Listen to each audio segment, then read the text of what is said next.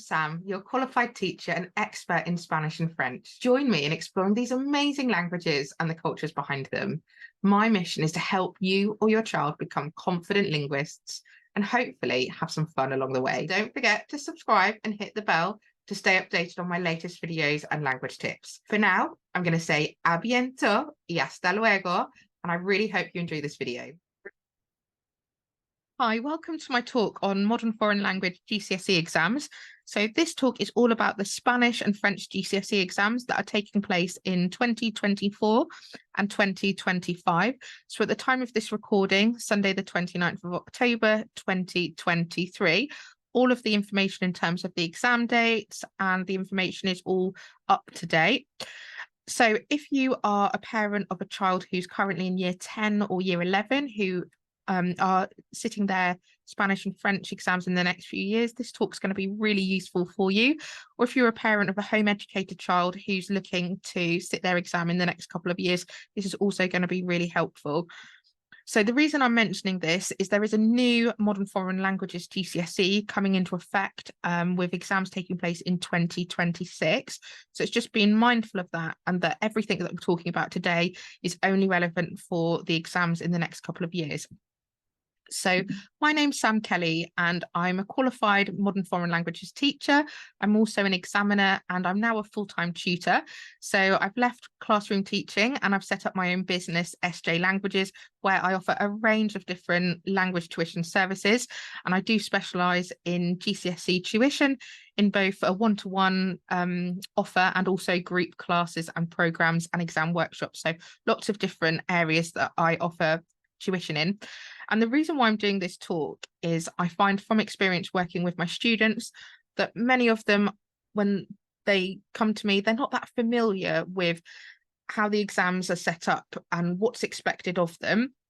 And I think really for a child to be able to do really well in their exam, they need to have a really good understanding of each of the elements of the exam and also what's expected of them to achieve those top marks so that they can adapt and they can modify their answers.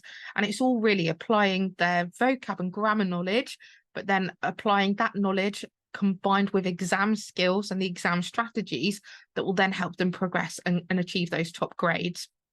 And also working with parents of my tutees and also speaking to potential clients as well. Often parents really want to help their child succeed with their exams. They want to help with revision and help them prepare for their exams, but they don't understand the requirements of the exam. So, for example, we know that there's a speaking exam, but what does the speaking exam entail? So, you know, your child's expected to speak for 10 to 12 minutes in Spanish or French, but doing what? So there's actually 3 different tasks, and it's about understanding those different tasks so that you can then support your child. Oh, let's, you know, practice describing a photo together. Do you want to practice your conversation questions with me? Because if you understand what the exam's requiring, you can then offer that support. And it's the same with understanding what vocab topics they might need to know. You can have a checklist and be like, oh, how are you getting on with this? Let's do flashcards, let's work together. So I think in order for a parent to feel confident in supporting their child, I think it's important about understanding the exam. So that's really where the idea for this talk came about, is because I saw that there was such a need for it. I've done this talk live and had great feedback from parents. So I thought I would actually do an on-demand one recording of it so that it's more accessible and it can go out to more parents in the aim that it's going to support more students in the long run. So that's really where that desire for this talk came about. And just so that you've got a bit of more background information about me, so I am a qualified teacher. I've got a PGCE from the University of East Anglia, as well as my qualified teacher status.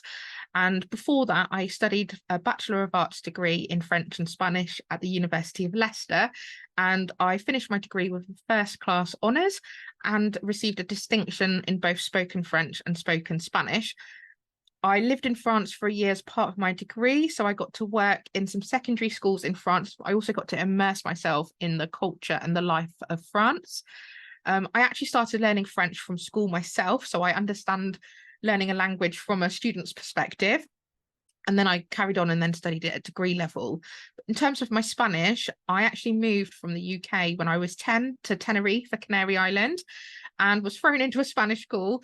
So just learned it through immersion initially. And then as I continued with my language learning, I then studied it at degree level as well. So I've got the academics behind it as well. And in terms of my tuition, I really believe in a holistic and personalised approach. So well-being is paramount. I do have a level 2 in understanding mental health in children and young people as well. I really believe that well-being can affect progress and achievement.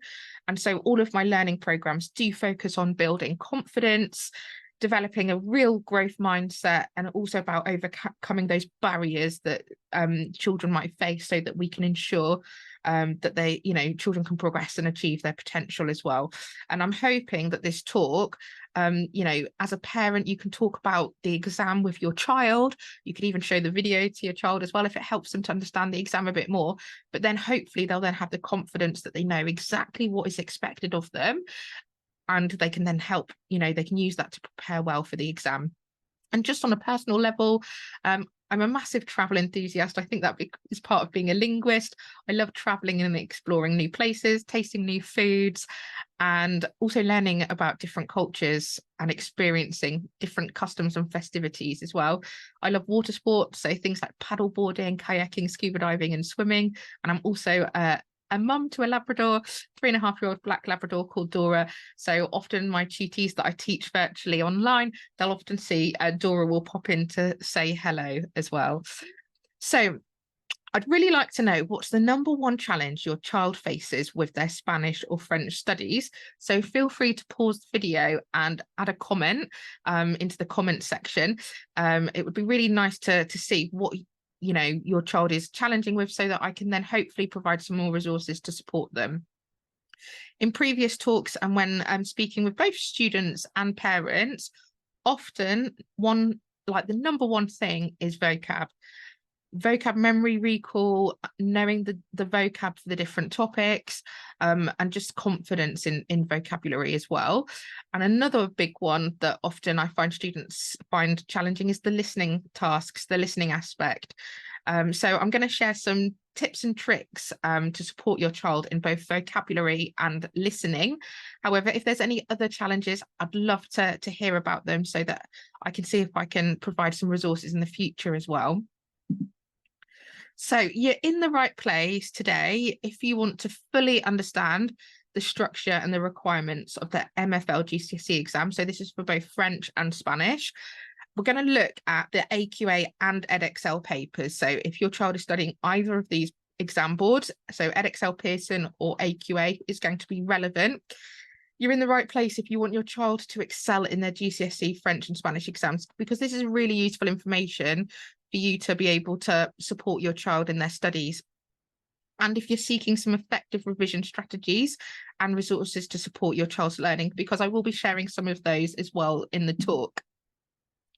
So we're going to start with looking at key insights into the MFL GCSE exam structures, the different papers, and also looking at the different topics that your child's going to need to master.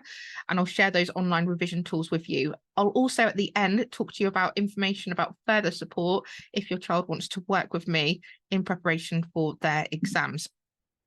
So MFL exams are separated into 4 different papers. So paper 1 is the listening and understanding. Paper 2 is speaking.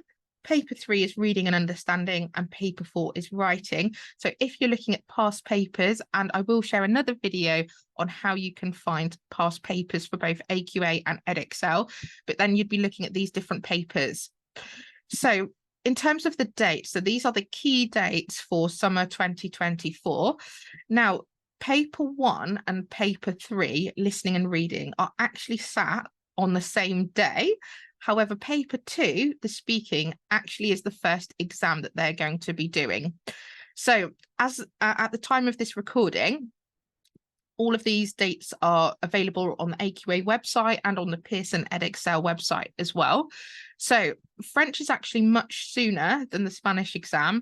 So in terms of their speaking, there's a window. At the moment, Edexcel have published that it's the 15th of April to the 17th of May. AQA haven't published the dates exactly, but all of the exam results do need to be submitted before the 22nd of May. And typically they are the same dates as the Edexcel ones. Often a school will set the exam so that as soon as you've had the Easter holidays, that kind of week or the second week back is when the speaking exam. So it's really early, typically in April, that the exams are sat, although there is a window. So you'll need to check with your school or the exam centre for the date, and nearer to the time your child will be given a specific time and date for their speaking exam, but it is the first exam that they do. Okay, the second exam is the paper 1 and paper 3, so listening and reading. So the French is actually on the 14th of May and the Spanish is on the 4th of June. And then the final paper that they sit is the writing paper. So French is the 24th of May and Spanish is a few weeks later on the 10th of June. So these are all of the up-to-date dates for the exam. So I'm going to talk to you about each of these papers individually. So before we look at the exams, we're going to have a look at what themes and topics are covered. So this can hopefully help with revision. So it's separated into different themes. Now, if your child has a textbook, there's typically 8 modules or 8 topics.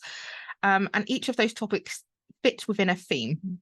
So for Edexcel, they've split the topics into 5 themes. So we've got identity and culture, local area, holiday and travel, school, future aspirations, study and work, and international and global dimensions. AQA, you cover the same content, the same vocabulary. However, they've just condensed it into 3 topics. So identity and culture, your local, national, international, and global areas of interest. So you can see here that AQA has actually combined Edexcel's theme 2 and theme 5. And then the theme 3 is current and future study and employment. So they've actually condensed school and future aspiration, study and work. Essentially, it's the same content. It's just that it's separated into different themes and the exam style questions are slightly different. So I'll just talk about these a little bit more in depth. So when we talk about identity and culture, what does that mean in terms of, what does your child need to study? So they need to be able to describe family and friends. So they need to be able to describe, what they look like, what their personality is. They can talk about themselves and their personality and their description as well. They can talk about relationships. So do they get on with a sibling? Do they argue with a friend, for example? It could be talking about role models and who their role models are and why they're, they aspire to be like them, for example. So that's all the kind of who am I. Then is talking, and what do they do with their friends and family? So, talking about the social activities that links into free time activities. What do you like to do in your free time? What hobbies do you like to do? What sports do you like to do? It's about comparing what you used to do and what you do now, or what you would like to do in terms of your free time. This could be music and genres, different types of music you like to listen to and why. It talks about, your reading, talking about your reading habits, pros and cons to reading a book, a paper book versus like an ebook, use of technology as well. So like what apps do you use, social media, for example. And then in terms of cultural life, as well as learning about customs and festivals and festivities in either the French or Spanish speaking world, is about like comparing them. So for example, in Spanish, we would compare Halloween to Dia de los Muertos. We might look at our Christmas days and how we celebrate Christmas Day and how people in France celebrate Christmas Day, for example. So talking about our own daily life, our daily routine as well. So things like time expressions and talking about, your meal times, it could be about your morning routine. All of that comes into play. So there's lots of different vocab that they need. If they've got a textbook, then typically you'll notice that for Spanish, it's chapters 3, 4, and 6. And for French, it's 1, 2, and 3. But again, it might vary depending on the textbook, but typically it's the same. So that's the first theme. The next theme is about holidays and town, essentially. So in terms of Edexcel, they've just split it into 2 themes, whereas AQA, you've just got the 1, but essentially it's the same vocab and it's the same textbook units as well. So in terms of holidays or travel and tourism, this is going to be focused on like what your child likes to do in summer, what they normally do in their holidays, describing a holiday in the past. So talking about a holiday that they've been on. It doesn't have to be true, but they need to be able to say, I went somewhere and these are the activities that I did and why I liked it, why I didn't like it. Talking about a disastrous holiday. It could be about transactional things. So in terms of speaking, it could be a role play task, booking a hotel reservation. It could be like touristy transactions as well. So in a shop, in a tourist office, for example, all of those exchanges. Describing ideal holidays, if I won the lottery, where would I like to go? That kind of thing. And then town and region and country. So saying, where do you live? What's your town or your city like? Describing places in a town. What can you do? Like, if a tourist was to visit your town, what would they be able to do? Can they go to the cinema? Can they see certain monuments, for example? Talking about, the pros and cons of city life versus country life, for example. So we've got lots of things about region there as well. And then you've got international and global dimensions. So this is with the AQA, the social and global issues. So this is talking about things like homelessness, talking about environment. How do you help around the home? It could be things like, do you recycle? Do you turn your lights off? All of that sort of thing. Talking about really severe weather. So things like hurricanes and floods, and those kind of issues as well. And also the impact of sort of global events. So, for example, large music festivals or large sporting events, and how that brings the international world together as well. So really interesting topics, lots there that they can talk about. And then theme 3 is school, and theme 4 for Edexcel is future aspiration, study and work. AQA, it's just theme 3. And essentially, in these themes, your child needs to talk about their school life. So it could be talking about what school subjects they study, talking about their teachers, describing their school day, talking about school achievements. Are they part of any clubs? School exchanges. So have they, it could be a past experience for school exchange, or it could be talking about a future school exchange. And just really their daily school life, talking about school uniform, for example, opinions on uniforms, pros and cons of having uniforms in a school, talking about school rules, and then looking at sort of past school, so like post-16 education, plans for future study. Are they going on like a gap year, for example? Talking about jobs, different types of jobs, career choices, and also future aspirations and ambitions as well.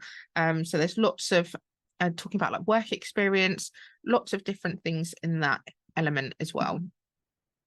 So because even though it's paper 2, because it's the first exam that your child will have, I thought it would be best to speak about that first. So for the speaking exam, there's actually 3 parts.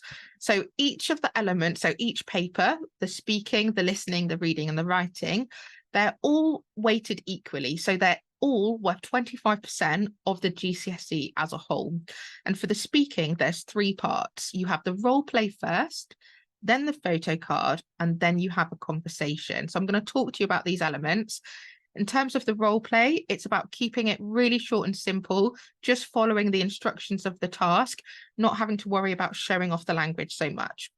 The photo card is where your child can then start to impress the examiners by using lovely vocab to describe a photo. I have lots of strategies for a child to be able to talk about a photo in depth. We use an acronym called the PALMS, for example. So P for people. Who do they see? What are they doing? What are they wearing? What are they dressed like? Actions. So what are they doing? Are they talking? Are they studying, for example? And then L, P-A-L, location. So where are they? Are they in a school? Are they in a building? Are they at home? Do you think that they're abroad because you've got palm trees in it, for example? And then M is for mood. So do they look happy? Do they look sad? And then S for something extra, like something else. So it could be like talking about the weather, talking about your opinions, but naturally by following that PALMS strategy, they're going to start talking quite a lot about the photo. So they're going to be able to answer it. and they need to be able to give their opinions as well. And then the conversation is where they'll actually talk about 2 themes, and they need to show off their language. They're going to have questions in the past tense, the present tense, the future tense, and they need to give their opinions and justifications to hit all of the sort of the pass marks there. So I'm going to talk about each of these elements as well.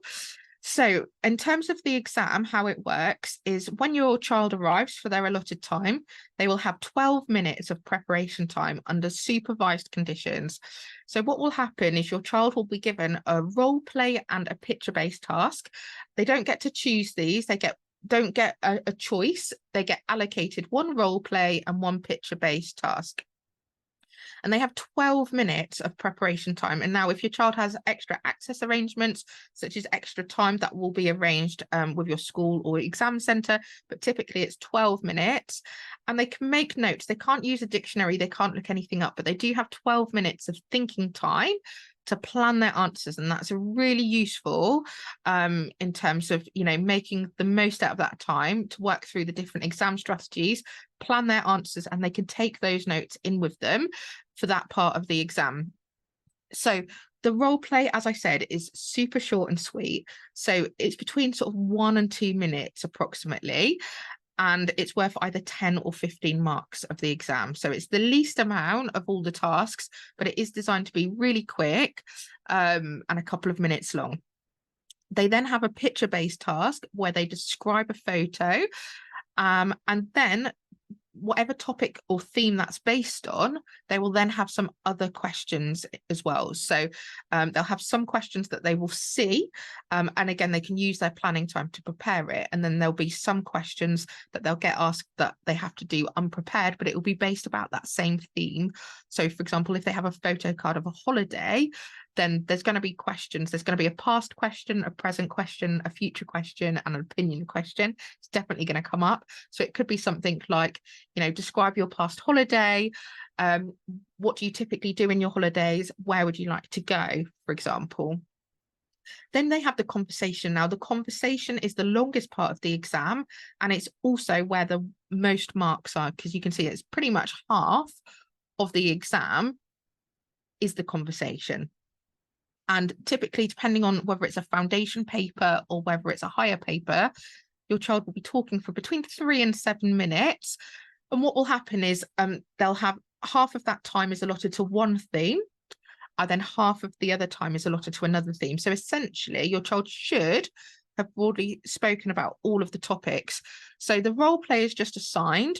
Normally, your child will nominate one topic to talk about, one theme to talk about in their conversation, and then the exam board will allot a different theme for their picture task and a different theme for their second part of their conversation, in order for them to be able to talk, as you know, about all of the topics. So a foundation exam is between 7 and 9 minutes of actual speaking. Higher is between 10 and 12 minutes, but they have the same, whether it's foundation or higher, you have exactly the same tasks: a role play, a picture-based task, and a conversation element. So just so you can see what they look like, and again, when you access past papers, you can access all of these, but this is a sample of a role play. So you'll see that they'll have a scenario set out. So for example, here it says you're talking to a Spanish friend about school. The teacher will play the part of Spanish friend and will speak first.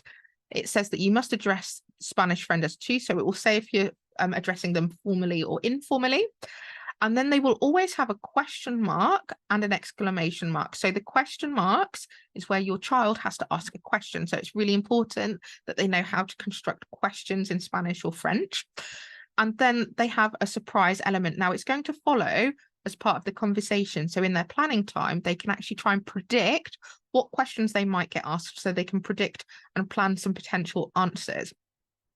And they just have to follow the details. So for example, it will tell you how many details. So if, for example, here it says a preferred subject, so favorite subject and reason. So to get the marks, you need to give your opinion on the subject and the reason. Sometimes it might specify, maybe it's about a holiday, for example, it might say give 2 details, or it might be about your family and you've got to maybe describe a family member and it will say give 2 details. Now your child only has to mention those 2 details and then we'll move on to the next question. We don't want to be elaborating and giving more details because there's no marks awarded for that. And actually, because the task is timed, we need to keep it within that short time frame. And this is what a photo card looks like. Again, they'll have a photo card. They'll always have the first question, which is what is in the photo. And then you'll have some other questions that they can then plan as well. So that just gives you an idea, but you can find past papers and you can have a selection of different role plays and photo cards to practice. That just gives you another example of a role play. You'll see here that this one says, for example, your last visit to Barcelona, because this is about holidays, and it says dos, so 2 details. So to get the full marks, 2 details needs to be made. Here, it's saying that the question is about descuento, so a discount, and then we've got a keyword students. So the question, your child has to make a question asking about discounts for students. So it's about understanding and constructing those. So picture-based task, so slightly different for AQA and Edexcel, but there's always 5 questions. So AQA, you get 3 questions written on the photo card that your child can prepare, and then there'll be 2 unknown questions in the exam. But again, you can kind of predict, because if they've had a past question and a present tense and an opinion, but there's no future, we can preempt that one of those surprise questions is going to be about a future holiday, for example, or a future event. And then for Edexcel, again, 5 questions, but with foundation, all 5 questions are given, whereas higher get 4 questions given and 1 is a surprise. So slightly different in terms of exam boards. So it is important to know which exam board your child is studying. And then the final task, the conversation, as I mentioned, is based on 2 themes, and it's always a theme that hasn't been covered in the photo card to allow your child to be able to talk about the different themes. So often part 1 is where the students have a theme that they can talk about in advance, and then part 2 is a different theme. Now, again, very slight variations for AQA and Edexcel. So with Edexcel, you do have the opportunity for your child to start the conversation by giving up to a minute presentation about what they're talking about. But often, I'd recommend if they just say something along the lines of, I'm going to talk about my friends and family, and then sort of lead into the conversation how they want to. That's sufficient, really. So paper 2 is the listening task. So in terms of the listening paper, again, 25% of the overall GCSE. And again, different depending on the exam board, but typically one section you're going to have questions in English to be answered in English, or it will be sort of multiple responses. So it'll be like true or false or ticking boxes. And then a smaller section of the exam will be questions in Spanish to be answered in Spanish, or again, sort of true, false or crosses, answering that. And typically with the written parts, they can kind of sort of extract bits of what they've heard and write it out onto the answer. So in terms of timings, for foundation, it's a 35-minute exam. Hires, it's slightly longer at 45 minutes. And in each of the listening papers, whether it's foundation or higher, there will always be 5 minutes of reading time. And again, like with the preparation time for the speaking, it's really important that your child uses that 5 minutes wisely by reading through the paper, thinking about, what questions are being asked, what type of vocab they might hear. They can make some notes or predict some vocab that they might hear, so that as they're listening, they've got that help there with their notes. Paper 3 reading is sat on the same day as the listening, and again, varying from school or exam centre. So sometimes it will be the listening first, then the reading, or it might be the reading and then the listening, but always on the same day. In terms of the reading, we have 3 sections. So they have questions in English, then they have questions in Spanish, and then there's also a translation task, and this is always going from the target language, so Spanish or French, into English. Now, for foundation, it's a 45-minute exam. Higher tier, it's an hour exam. And the exam will include lots of different types of reading tasks, ranging from reading extracts of literary texts, different articles like news articles, advertisements, letters. So there'll be lots of different reading material that they'll be used, and then they'll be tested on their comprehension. And then their final exam is paper 4, which is the writing exam. So this is their final GCSE Spanish or French exam.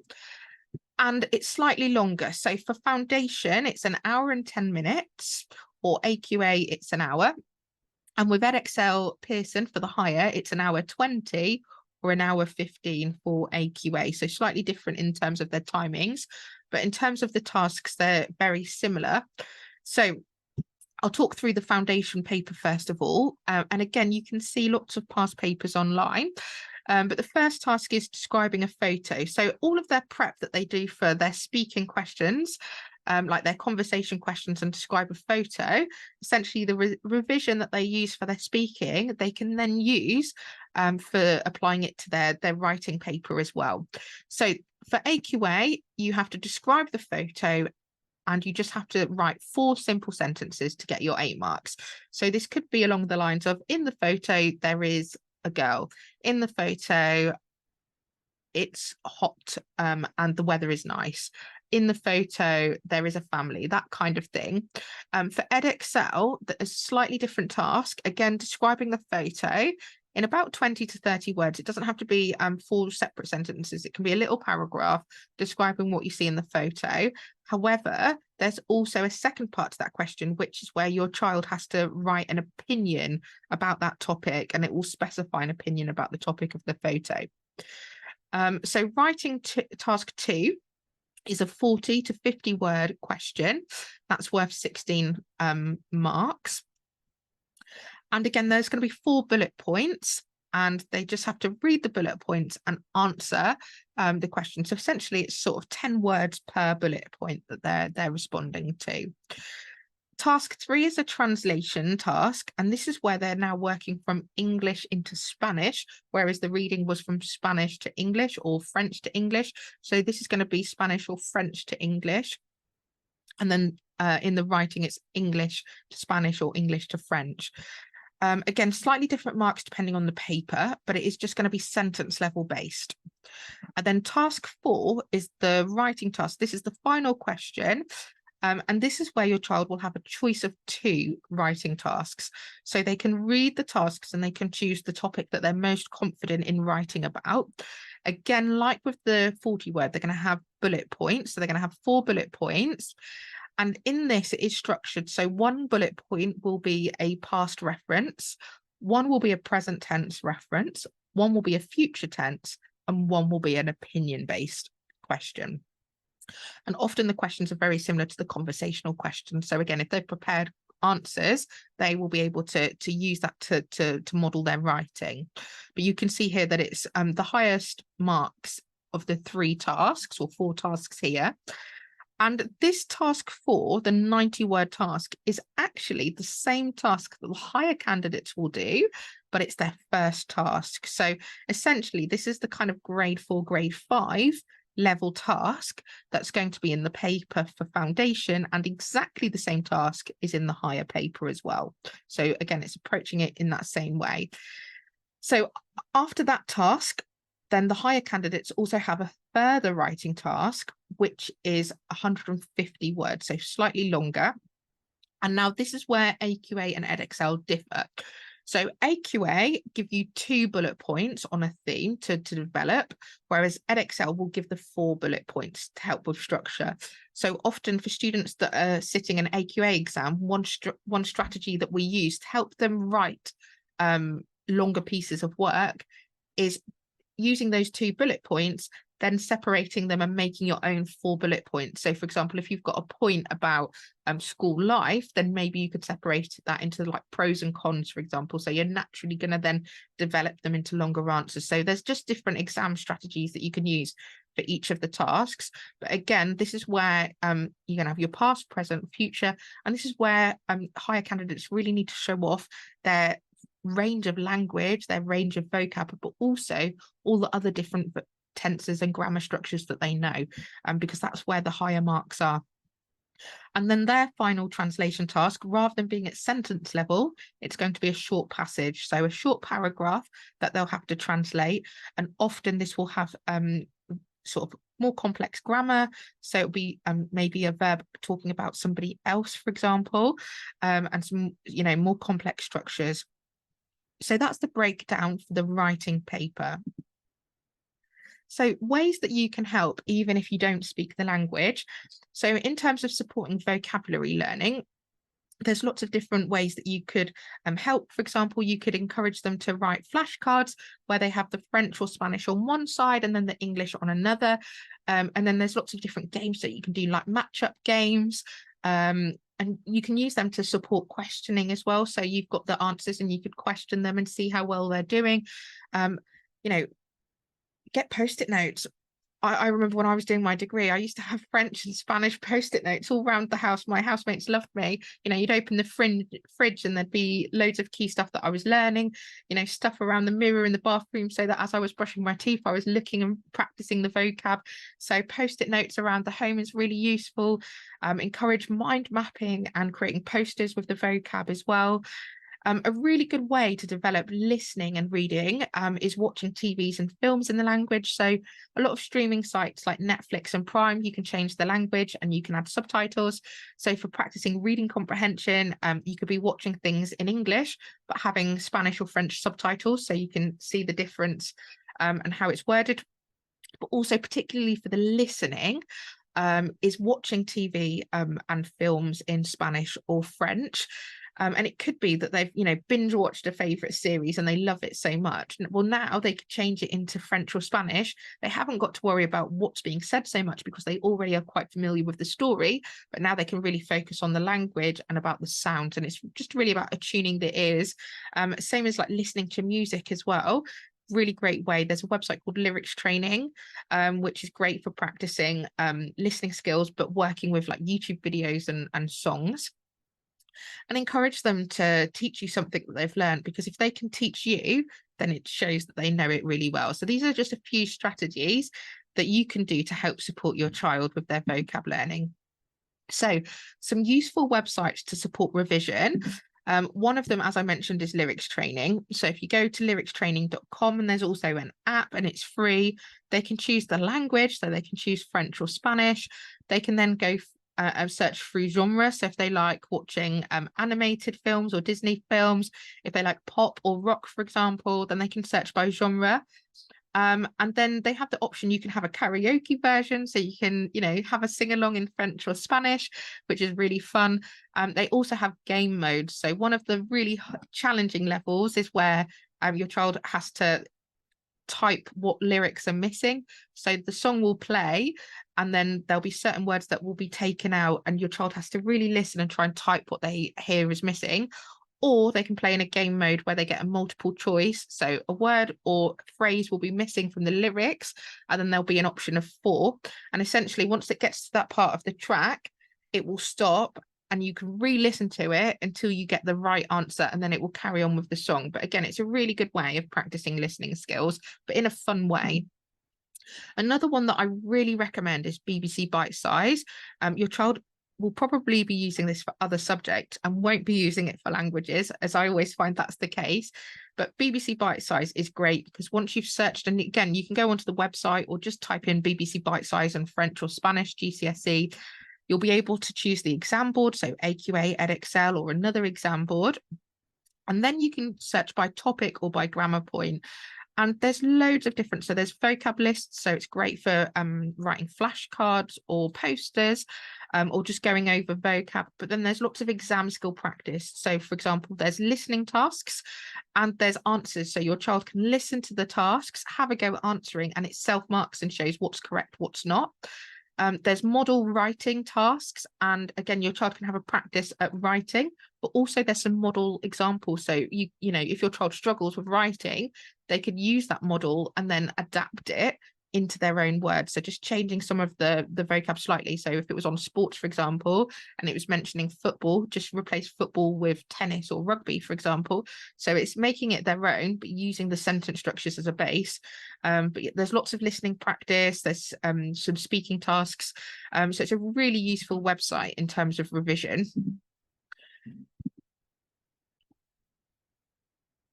Another one is Seneca, and again, lots of schools use this across different subjects, but again, it's a free website. There is a paid version, but the free one is absolutely fine.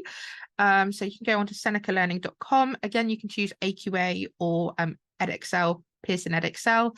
And again, there's lots of topics, so you can search by topic.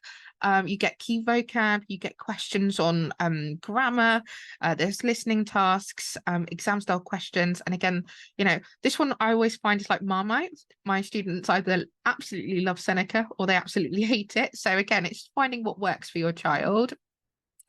Quizlet and Memrise. So there's free options. There's also paid versions as well. But these are really useful. And so my tutees, I've got loads of Quizlet sets, and then I share them with my tutees as well. So they've got a bank of flashcards that they can use, and I can also track their learning on it as well, which is quite useful. But essentially, like Quizlet and Memrise, you can create your own, or you can find the topics, and there's flashcards with the language, so French or Spanish on one side, English on the other. There's the option where you can hear it being said out as well, so they can learn it. So again, it's getting tested on their writing and their recognizing of it. There's options to have self-marking tests, and you can choose multiple choice or writing, so it's good for translation testing. And then there's some interactive games as well, which is quite useful. And some of my students like Memrise, they prefer it over Quizlet or vice versa. And again, because it's kind of AI based, you've got your key vocab, there'll be learning activities, but what will happen is it filters so that if your child's getting it correct, that will then be removed from the pile. So anything that's getting, you know, your child's making mistakes with or doesn't know, that those are the bits of vocab and phrases that are going to keep coming up until they get them. So again, really useful apps. And again, they can be on the phone or web-based as well. So I would definitely have a conversation with your child.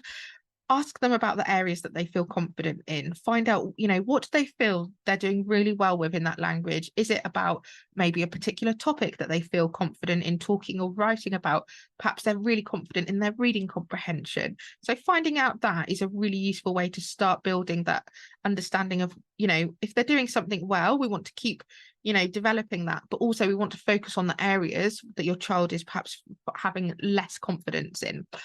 So finding out what parts of the course are they finding difficult. Is it a topic? Is it a grammar point?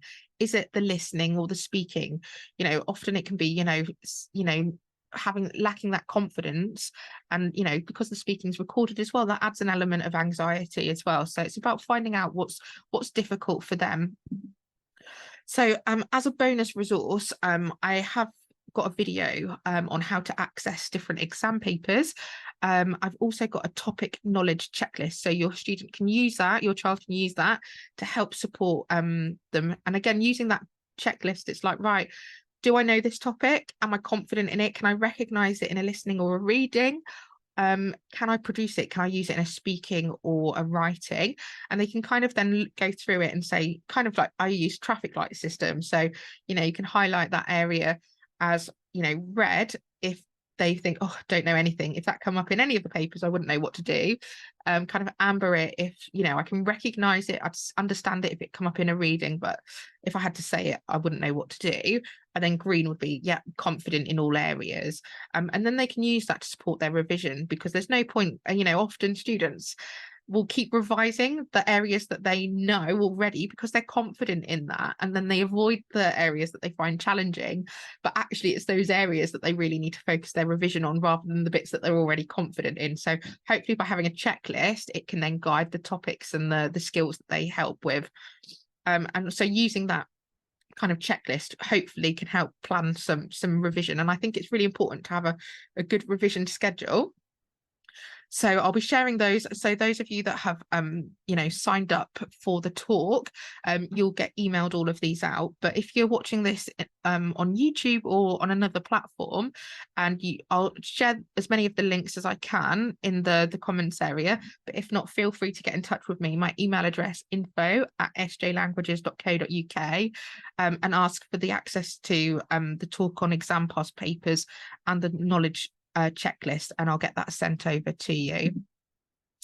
So I'd love to know what has been your biggest takeaway from today's session. So again, feel free to sort of pause the video and add your feedback in the comments, or email me. Or connect with me on my social medias. I'd love to hear what you've found useful from this talk. So as I mentioned, there are different ways that I can work with your child and support them. I do share some free resources every now and again, and I'll advertise those on my social media platforms. But in terms of my tuition, I offer a range of things. So events and masterclasses, particularly in school holidays and the lead up to the exams. I run exam style workshops and masterclasses for the different papers. I also run sort of mock exams. So if your child is lacking confidence in their speaking, I can do a whole mock speaking exam with them and help get them really prepared and really confident. I offer one-to-one tuition. And again, this is a personalized tuition. So this ranges, it depends on the child. Sometimes this is sort of 45-minute sessions. Sometimes it's an hour session a week. It will really depend on your child's needs. And this tuition can be focused just on exam skills. It could be going over content. I work with some home educated children who I actually need to teach the full course to, and teach the vocabulary and the grammar as well as the exam skills. So again, this is really personalized, and I create a bespoke learning program. And then I've also got online group classes, and this is a program where there's different elements that include some self-led, so pre-recorded videos, so your child can go in and do some self-study, some vocab tests and sort of ongoing support, and then small group classes where we work on exam skills, and I can show model answers, and we can also have a recap on vocab and have some sort of interactive game. So it's all very interactive and personalized as well. And again, it depends on my students as to what's also covered, because they are tailored. But I've got a new Year 11 GCSE French and a GCSE Spanish group starting in November. But if you're interested in finding out more of this, please do get in touch. And I can always arrange a Zoom chat. We can have a coffee over Zoom where I can discuss your requirements, how your child's getting on, and see how best I can support them. But just so you can see some feedback that I've received, some of the clients, some of the parents that I've worked with, you can see here that these are some of the reviews I've been left.